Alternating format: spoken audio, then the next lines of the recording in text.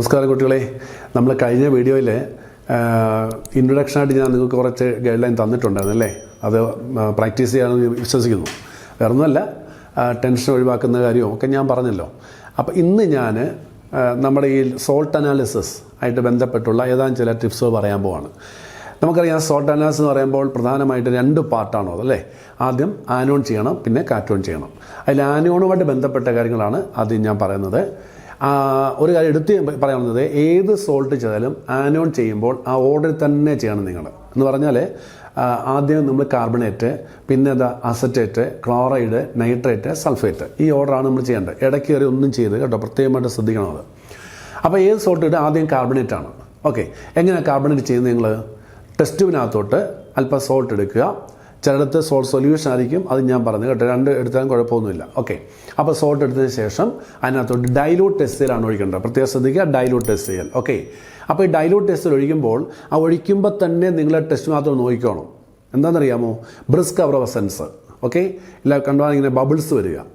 അത് വരികയാണെങ്കിൽ യാതൊരു സംശയം വേണ്ട, നിങ്ങൾക്ക് തന്നേക്കുന്നത് കാർബണേറ്റ് സോൾട്ട് ആയിരിക്കും.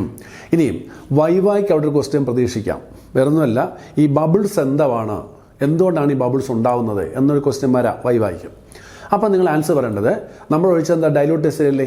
എങ്ങോട്ട് ഒഴിച്ചത്? കാർബണേറ്റിനകത്തോട്ടാണ്. അപ്പോൾ carbonate ion react with dilute ടെസ്റ്റിൽ liberating carbon dioxide gas. അപ്പോൾ ഉണ്ടാകുന്ന കളർലെസ് ഗ്യാസ് അത് കാർബൺ ഡൈ ഓക്സൈഡ് ആണ്.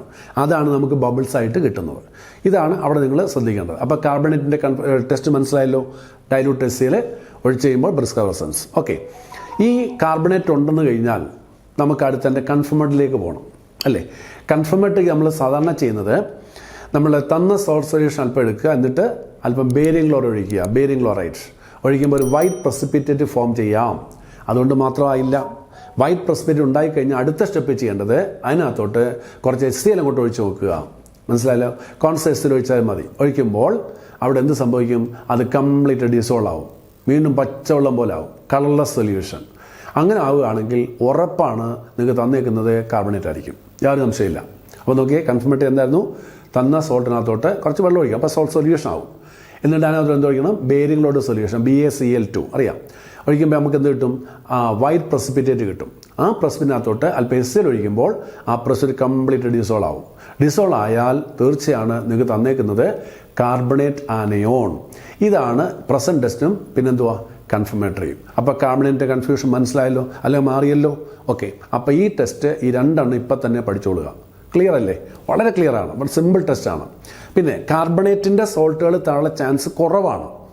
തരത്തില്ലെന്ന് ഞാൻ പറയുന്നില്ല, കുറവാണ്. കാരണം അമോണിയം കാർബണേറ്റ് പോലുള്ള സോൾട്ടുകളാണ് മിക്കവാറും ഉള്ളത്. അപ്പോൾ അതുകൊണ്ട് എളുപ്പം കിട്ടും അത്. മനസ്സിലായില്ലേ? തരുന്ന ടീച്ചേഴ്സ് ഉണ്ട്, സ്കൂളും ഉണ്ട്. പക്ഷേ ഇതിനുള്ള ചാൻസ് വളരെ കുറവാണ്. അതുകൊണ്ട് ഈ പറയുന്നത്. അപ്പോൾ ഈ ടെസ്റ്റ് വളരെ സിമ്പിളായിട്ട് നിങ്ങൾക്ക് ചെയ്യാവുന്നതാണ്.